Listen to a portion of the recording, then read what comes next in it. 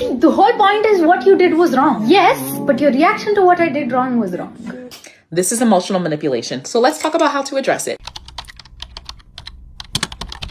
Hello, my name is Dr. Raquel Martin. I'm a licensed clinical psychologist, professor, scientist, and podcast host. And if you're here to learn. So let's talk about what you do when someone tries to shift the focus from accountability to your reaction. When someone hurts you, then immediately makes the conversation about your tone or your reaction. That is a form of deflection. The person who caused harm refuses to sit with discomfort, so they redirect it by saying your reaction was wrong. They flip the script and suddenly you're defending your emotions instead of addressing what they did. It's a way to make you manage their discomfort instead of them managing their behavior. So here are a couple of ways that people deflect. Tone policing, focusing on how you said it, not what happened.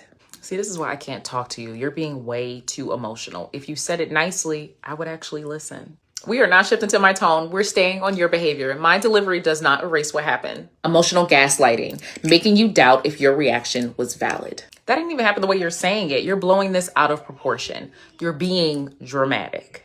My feelings are real. You don't get to tell me I'm overreacting just because you're uncomfortable with accountability. False equivalence, pretending both sides are equally wrong when one is deflecting. Well, you're not perfect either. We both messed up, so you don't get to be mad at me. No, what you did and how I reacted are not the same thing. We're not going to pretend that the harm and the response carry equal weight. Shifting the blame. The person deflecting avoids taking responsibility for their actions or feelings by blaming someone else or something else. I wouldn't have done that if you hadn't pushed me. This is really your fault when you think about it. You made a choice. I'm not accepting excuses or blame swap. Stay with the original action. Changing the topic. The person diverts attention away from the uncomfortable topic by bringing up something unrelated. Why are you still talking about this? What about that time last month when you hurt my feelings? You don't see me bringing that up, except when I did it just now. That's a different conversation. We're not moving on to something else until we address what actually happened. Counterattacking. The person responds to criticism or accusations with their own criticisms or accusations,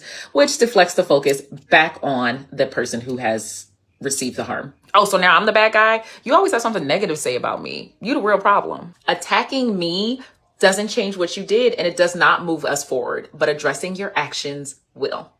Look, if you start noticing these patterns in a conversation, here are some ways you can address it. Stay on the original issue.